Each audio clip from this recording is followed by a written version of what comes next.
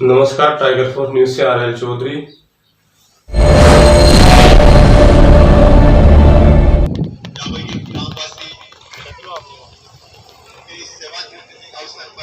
सरस्वती माँ, प्रिंसिपल साहब एवं मेरे बड़े भाइयों और बहनों और सभी विद्यार्थी गणों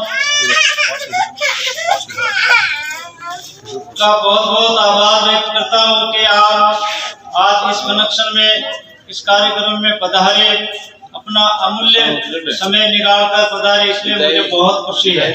इतनी खुशी मुझे कभी नहीं मिली जितनी आज। बस मेरे जीवन के बारे में ये कहता हूँ कि मैं एक छोटी सी नौकरी पे लगा था। लोग मुझे कहते थे ये आंगनबाड़ी में वो फलाना है। मैंने कहा भाई ठीक है, सरकारी स्कीम तो है, अब नाम तो इसका कुछ भी हो सकता है। ऐसे करते करते भगवान शिव महादेव भगवान बालाजी की कृपा से हुई, जो छोटी योजना थी वो बड़ी में बदली और बदलते बदलते मुझे सरकारी दर्जा मिला। और वो सरकारी दर्जा कम से कम 15 साल बाद में मिला, लेकिन मिला जरूर। मेरे भगवान इष्ट देव से यही प्रार्थना थी कि हे भगवान, मैं तुम्हारी सेवा कर सकता हूँ, लेकिन मैं ये अलग से कोई धंधा नहीं करूँगा, ये मेरी जिद थी। लेकिन नहीं, इस गाँव राम ने मेरे को जब इस पोस्ट पे लगाने की कोशिश की तो ढूंढ करके निकाला था कि एक लड़का हमारे गांव में ग्रेजुएट है, उसको ये छोटी नौकरी सही। उस छोटी नौकरी पे लगा।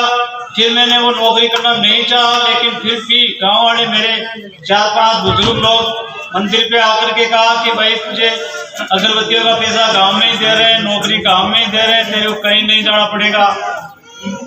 तब जाकर के मैंने सोचा कि ठीक है, ये लोग सही कहते हैं। और आखिरकार परिणाम वही निकला जो जनता ने सोचा था, गांव की बस्ती ने सोचा था। मैं उनका एहसान कभी भी नहीं चुका सकता, 7 जन्म लेके भी नहीं चुका सकता कि मुझे अपने इस गांव में इतना प्यार मोहब्बत मिला, मान सम्मान मिला, जिसकी वजह से मैं मरते हुए भी जिंदा रहा। और वो आशीर्वाद था मेरी इस बस्ती नगर का और मेरे सहपाठियों का, सरकारी डिपार्टमेंट का पूर्ण सहयोग था। सरकारी डिपार्टमेंट का एक छोटा सा पॉइंट मुझे याद आ रहा है कि मैंने 2003 में HTC की थी। उस टाइम मेरी किडनी खराब थी और मैंने वो ट्यूब डलवा की थी। वो ट्यूब डले में वहाँ पढ़ाता था, लेसन दिया करता था, तो लोग मुझे देखते कि ये क्या पढ़ाएगा। लेकिन आके उस टाइम जब मैं 45-46 साल का हो गया तो मेरे साहब को बोला, सर इस HTC से मुझे क्या लेना देना, मैं तो कल रिटायरमेंट हो जाऊंगा, नहीं तो ये मेरे परेशानी है ही।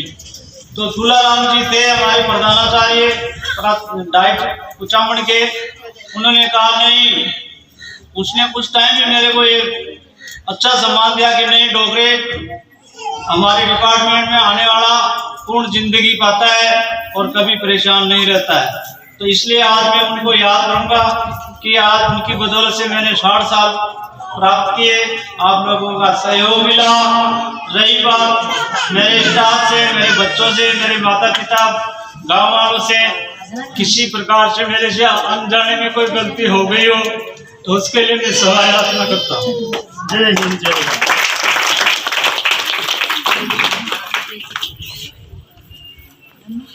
मोदी सर आज अंतिम कार्य दिवस उनका आज हमसे विदा हो रहे हैं और हमारे पूरे स्टाफ को आप निश्चित रूप से बहुत याद आओगे, आपकी बातें सारी याद आएगी।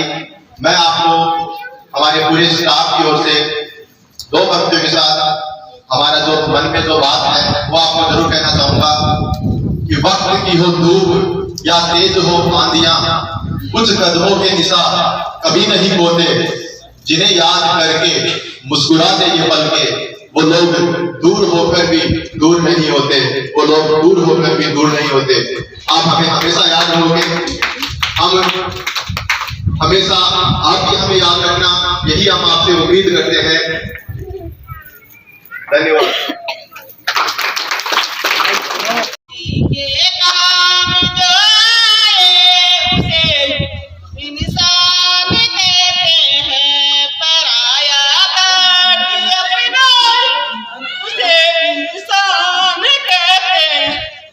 दुनिया एक उलझन है।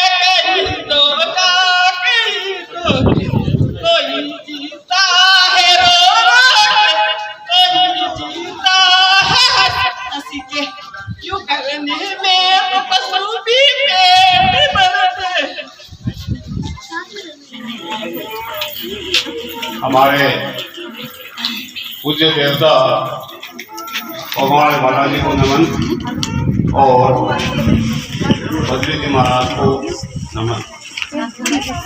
आप सभी ग्रामवासी, हमारे रिश्तेदार और हमारे जाने पहचाने सभी साथी जो अपना अमूल्य समय इस शुभ अवसर पर निकाल कर आए हैं, उन सबका हम तहे दिल से हार्दिक अभिनंदन स्वागत करते हैं।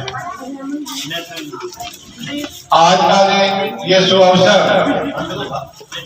हमें प्राप्त हुआ है श्रीमान मोहन लाल जी, जो प्रबोधक के पद पर सकुशल अपनी सेवाएं दे करके और काफी इस शिक्षा मंदिर को लाभान्वित करके और सकुशल अपने सेवा कार्य से मुक्त हो रहे हैं। आदमी कभी सेवा कार्य से मुक्त नहीं होता है, वो उसके लिए कुछ विश्राम का समय होता है, तो ये विश्राम कर रहे हैं। ये अब सामाजिक सेवा में अपना समय बिताएंगे। आप शुरू से जब हम पढ़ते थे उस समय से हमारे अजीज साथी रहे हैं, हमारे पढ़ने में भी साथ रहे और सामाजिक दृष्टि से आप हमारे ज्यादा भी लगते हैं। हमें बड़ी खुशी है कि आज हम आपका ये खुशी भरा दिन देख रहे हैं। हम बड़े प्रफुल्लित हो रहे हैं। आपके कितने भी शारीरिक कष्ट आए